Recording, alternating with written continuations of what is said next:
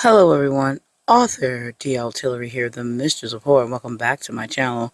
Before we get started, but you press that subscribe button and ring that bell so you know when I'm uploading new videos. Welcome to the Mistress Book Reviews, where I do book reviews, rather non-spoiler or spoiler. I tend to try to keep them spoiler free if I can. This month I am reviewing a fantasy, a romantasy book by S.D. Huston, A Curse of Scales and Feathers. This one's a long time coming. I finally got around to reading this book, and I've been wanting to read it for quite some time since the Kickstarter happened, and she's had a second Kickstarter since then, which I will be doing a review for the next book in this series. And this one, A Curse of Scales and Feathers, the cover of this book is awesome. The whole premise of this book is great. Now, I have read some other works of S.D. Huston, and I did enjoy those as well. But this book is just like, you can't put it down. Alright, so let's just jump into what this is about, who the characters are, real quick assessment before I get into my review. So, A Scale of Curse and Feathers, right from the beginning, I felt pulled into Aria's world, which is the female lead. She's 17 at the time, marked by unusual hair and skin color. That kind of sets her apart. She's treated like she doesn't belong, especially by her own mother, that's just sad in itself. Her strength shows early on when she makes a bold choice, giving herself up to a powerful, feared king just to protect her sister. That kind of sacrifice hit me. Aria doesn't come off as perfect or overly brave. She feels real, and that's what made me love her. She's thoughtful, observant, and grows right in front of your eyes as she's thrown into a dangerous new life she never asked for.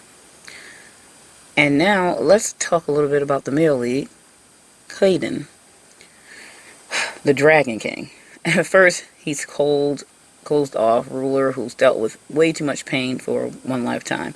He's lived through generations of loss, carrying a curse that forces him to take mortal brides who are doomed to die, obviously him outliving them. It makes him distant, even cruel at first, but there's depth beneath that armor. I love peeling back the layers with Aria. You start to see that this man isn't heartless, he's just trying to survive grief and guilt without losing himself entirely. And their relationship, it's everything I needed. I really was looking for a book like this. It's a slow burn with real tension, emotional, and romantic. Aria doesn't fall for Clayton instantly. I hope I'm saying his name right. And Clayton doesn't even see Aria at first, really. Not really. But bit by bit, through stubbornness, vulnerability, and some unforgettable moments, they change each other. You see it happen. You see her awaken a part of him that's long been buried, and he gives her space to grow into someone fierce. Their connection builds through quiet gestures, sharp arguments, and mutual respect that feels earned. The world itself, gritty, cold, and full of secrets, the setting plays right into the darker fairy tale feel of icy towers, political games, magical curses, and characters with twisted movements. And through it all, Aria and Clayton remain the heart of it, which I really loved. Their scenes had me glued to the page, not just for romance, but because of how deeply personal their transformations are. This novel is an easy read because the story wraps around you. The way SD writes the story keeps you glued to the pages. It's effortlessly done. Very smooth. I started to call her smooth operator. It's like slipping into a dream where danger and beauty hold hands. From the beginning to the end, I felt invested, and now that I've finished, I can say this book gave me the perfect mix of heart, pain, magic, and longing. And the next book I am deeply waiting to read because it's connected to some of the characters from the first book. So I'm already invested. I have to know what happens to each couple next. And the next one is, oh my gosh, mermaids and dragons. Who can say no to that?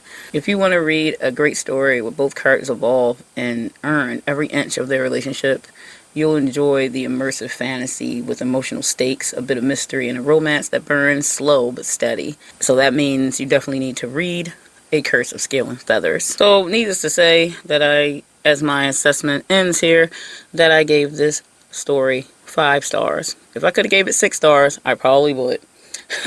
I didn't have any complaints whatsoever. The writing was great. Story, plot, it came together beautifully. And I'd like to pat SD Huston on the back for such a great story being told. She's definitely a storyteller. So, on to the next book of hers that I must read. And that one will be coming up in another book review for you. So keep your eyes peeled for another SD Huston book review in the future. Near future, I will say, because it's probably the next book I'm going to read up on, because I have to know what happens to those next 2 characters. Alright, that's it for me, and I'll see you in the next one. Happy reading, and stay scared.